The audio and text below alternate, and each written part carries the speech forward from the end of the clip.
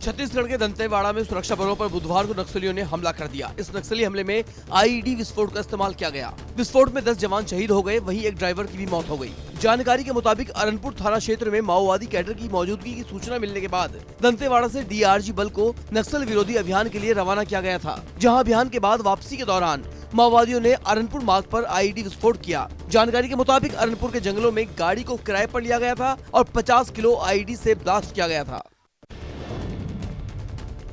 दंतेवाड़ा में हुए नक्सली हमले पर पीएम मोदी, गृह मंत्री अमित शाह और राहुल गांधी ने दुख जताया है। पीएम मोदी ने हमले की निंदा करते हुए कहा कि शहीदों के बलिदान को हमेशा याद रखा जाएगा। मुख्यमंत्री भूपेश बघेल आज शहीद जवानों को श्रद्धांजलि देने दंतेवाड़ा जाएंगे और घटना स्थल का भी दौरा करेंगे। हमले की खबर मिलने के बाद सीएम बघेल ने बुधवार को अपना कर्नाटक दौरा रद्द कर दिया और हाई लेवल मीटिंग की और घटना से जुड़े विभिन्न पहलुओं पर गहन समीक्षा की। भूपेश बघेल ने घटना पर दुख जताते हुए कहा कि दोषियों को बख्शा नहीं जाएगा। इस प्रकार की जानकारी है और ये बेहद दुखद है और मैं जो हमारे जो जवान शहीद हुए हैं उनके परिवार के प्रति संवेदना व्यक्त करता हूँ। लेकिन जो ये लड़ाई है वो अंतिम दौर पे चल रहा है और नक्सलियों को किसी सूरत में छोड़ा नहीं जाएगा और निश्चित रूप से योजनाबद्ध ढंग से बना के ये नक्सलवाद को ही समाप्त करेगा। सूडान में फंसे भारतीयों को ऑपरेशन कावेरी के तहत निकालने का सिलसिला लगातार जारी है। 500 से ज्यादा भारतीयों की वतन वापसी कराई जा रही है। जेद्दा से 360 भारतीयों को लेकर विमान इंडिया के लिए रवाना किया गया। ये विमान बुधवार रात करीब 9 बजे दिल्ली के आईजीआई एयरपोर्ट पहुंचा। दिल्ली पहुंचे सभी यात्रियों ने खुशी जाहिर की। वहीं विदेश मंत्री एस जयशंकर ने ट्वीट करते हुए कहा कि भारत अपनों की वापसी का स्वागत करता है। ऑपरेशन कावेरी के तहत 360 भारतीय नागरिकों को स्वदेश लाया गया। पहली उड़ान नई दिल्ली पहुंची। वहीं सूडान से भारतीयों का 5वां जत्था भी बुधवार देर रात आईएनएस से जेद्दा के लिए रवाना हुआ। पंजाब के पूर्व मुख्यमंत्री प्रकाश सिंह बादल का मंगलवार को निधन हो गया। आज उनके पैतृक गांव बादल में उनका अंतिम संस्कार किया जाएगा। इससे पहले बुधवार को उनका पार्थिव शरीर चंडीगढ़ के सेक्टर 28 स्थित शिरोमणि अकाली दल के कार्यालय में आम लोगों के दर्शन के लिए रखा गया था। यहां से उनके पार्थिव शरीर की अंतिम यात्रा निकाली गई। बादल की अंतिम यात्रा राजपुरा, पटियाला, संगरूर, बरनाला, रामपुरा फूल, बठिंडा से होते हुए गाँव बादल पहुँची। आज बादल गाँव में ही उन्हें मुखाग्नि दी जाएगी। पूर्व मुख्यमंत्री प्रकाश सिंह बादल का जो पार्थिव शरीर है उनके घर में लेके जाया जा रहा है और वहीं पर मनप्रीत बादल आपको दिखाई दे रहे हैं, विक्रम मजीठिया यहाँ पे दिखाई दे रहे हैं और जो उनको चाहने वाले की तादाद हजारों में दिखाई दे रही है। प्रकाश सिंह बादल का जो पार्थिव शरीर है वो अंतिम दर्शनों के लिए यहाँ पे रखा जाना है और इसी के चलते हरसिमरत कौर बादल, उनका बेटा अनंतवीर और दोनों बेटियां यहाँ पे मौजूद हैं और हज़ारों की तादाद में जो लोग हैं सारे इलाके के और यहाँ पर आपको दिखाई दे रहा है कि अब उनका जो पार्थिव शरीर है अंतिम दर्शनों के लिए रखा जाएगा और लोग सतनाम वाहेगुरु का जाप कर रहे हैं। अपने महबूब नेता को किसी न किसी तरह से श्रद्धांजलि देने की कोशिश कर रहे हैं और सामने दिखाई भी दे रहा है कि किस तरह से जहां पर भारी तादाद में जो उनको चाहने वाले लोग हैं वो यहाँ पे मौजूद हैं। 1 बजे प्रकाश सिंह बादल का संस्कार किया जाएगा। कैमरामैन इंद्रजीत के साथ विशाल इंग्लिश न्यूज़ 24 बादल गांव बठिंडा। दिल्ली एमसीडी के मेयर और डिप्टी मेयर के लिए बुधवार को हुए चुनाव में आम आदमी पार्टी ने एक बार फिर जीत दर्ज की है। बीजेपी प्रत्याशी शिखा राय के नाम वापस लेने के बाद आम आदमी पार्टी की उम्मीदवार शैली ओबरॉय एक बार फिर दिल्ली नगर निगम की मेयर निर्विरोध चुनी गयी। वहीं डिप्टी मेयर आले मोहम्मद बने। केजरीवाल ने ट्वीट कर मेयर और डिप्टी मेयर बनने पर दोनों को बधाई दी। सीएम केजरीवाल ने कहा कि लोगों को हमसे काफी उम्मीदें हैं, उनकी उम्मीदों पर खरा उतरने के लिए कड़ी मेहनत करें।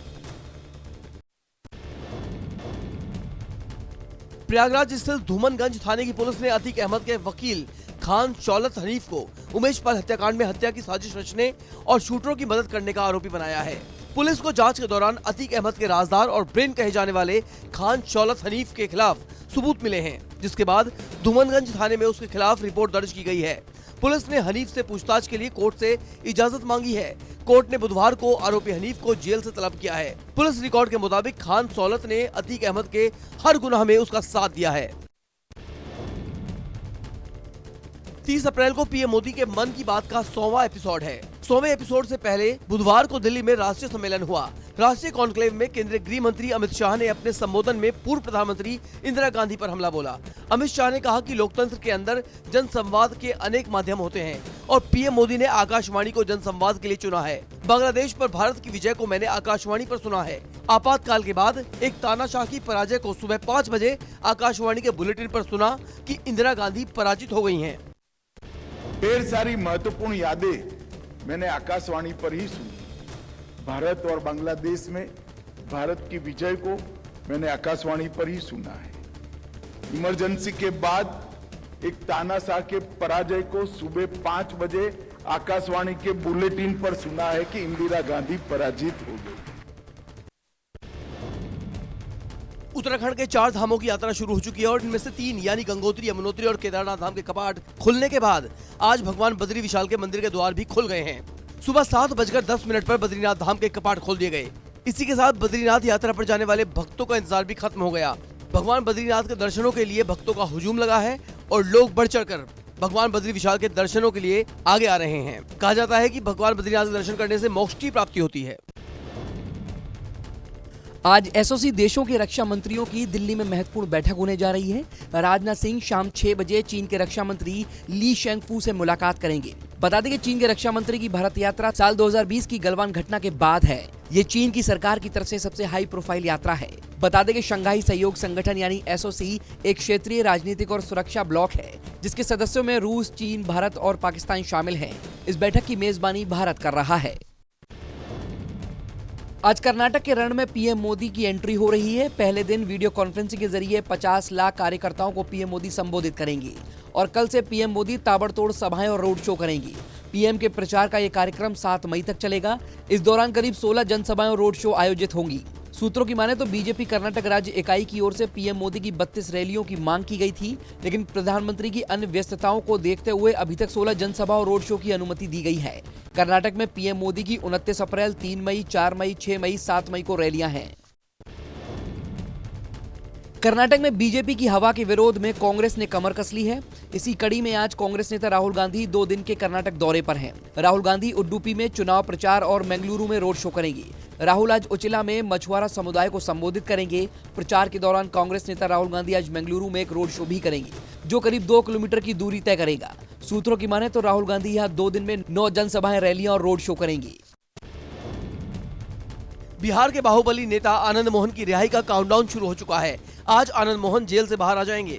इस बारे में बिहार सरकार ने अधिसूचना जारी कर दी है। बता दें कि आनंद मोहन अपने बेटे की शादी के लिए जेल से तीसरी बार पैरोल पर बाहर आए हुए हैं। 15 दिनों की पैरोल पर जेल से बाहर आए आनंद मोहन अपने बेटे की सगाई और शादी में हिस्सा लेंगे।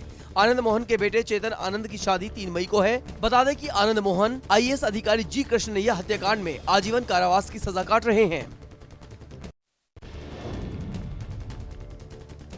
वहीं आनंद मोहन समेत 27 अपराधियों की रिहाई के खिलाफ दलित संगठन की ओर से एक पटना हाईकोर्ट में याचिका दायर की गई है। भीम आर्मी भारत एकता मिशन के राज्य प्रभारी अमर ज्योति ने यह PIL दायर की है, जिसमें कहा गया है कि राज्य सरकार ने अपराधियों को बचाने के लिए कानून में परिवर्तन कर गलत काम किया है।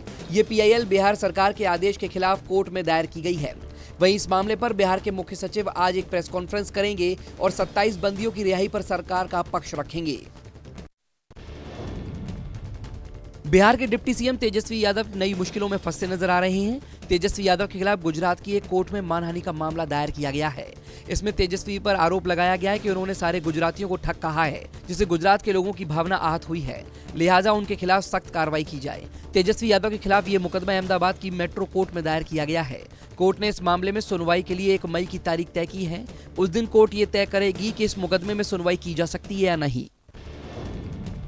अमित शाह नागपुर के जमाठा इलाके में राष्ट्रीय कैंसर संस्थान का उद्घाटन करेंगे। इस कार्यक्रम में CM Eknath Shinde, deputy CM Devendra Fadnavis, केंद्रीय मंत्री नितिन गडकरी और सरसंघचालक मोहन भागवत मौजूद रहेंगे। शाह का 1 महीने में यह दूसरा महाराष्ट्र दौरा है। इससे पहले वो खारघर में महाराष्ट्र भूषण समारोह के लिए मुंबई आए थे। वहीं शाह के दौरे से पहले महाराष्ट्र सरकार पर संकट के बादल मंडरा रहे हैं, ऐसी खबरें भी सामने आ रही हैं। अमित शाह और भागवत के एक ही मंच पर होने को लेकर सियासी चर्चाएं भी तेज हो गई हैं। धरने पर बैठे पहलवानों ने बुधवार की रात जंतर मंतर पर कैंडल मार्च निकाला और प्रधानमंत्री नरेंद्र मोदी से उन्हें न्याय दिलाने की गुहार लगाई। कैंडल मार्च में बजरंग पूनिया, साक्षी मलिक और विनेश फोगाट समेत धरने पर बैठे सभी पहलवान शामिल हुए। पहलवानों ने कहा कि प्रधानमंत्री उनके मन की बात भी सुने। पहलवानों ने पीएम मोदी से उन्हें समय देने की भी गुहार लगाई, जिससे वो अपनी बात उन्हें बता सकें। बता दें कि सभी पहलवान WFI अध्यक्ष ब्रजभूषण शरण के खिलाफ यौन शोषण मामले में जांच की मांग को लेकर दिल्ली के जंतर मंतर पर धरना प्रदर्शन कर रहे हैं। पहलवानों और WFI के अध्यक्ष के बीच चल रहे संघर्ष को लेकर जहां एक तरफ पहलवानों का दबाव बढ़ता जा रहा है, वहीं लंबी चुप्पी के बाद आखिरकार बुधवार को WFI अध्यक्ष और सांसद ब्रजभूषण शरण सिंह का भावुक संदेश सोशल मीडिया पर सामने आया। सोशल मीडिया पर वायरल हो रहे इस संदेश में सांसद ब्रजभूषण शरण मौजूदा परिस्थितियों पर एक कविता कहते हुए सुनाई दे रहे हैं। इस कविता में ब्रजभूषण शरण ने कहा, जिस दिन मैं ये समझ लूंगा कि अब संघर्ष करने की क्षमता नहीं है, उस दिन मौत को अपने पास देखना चाहूंगा।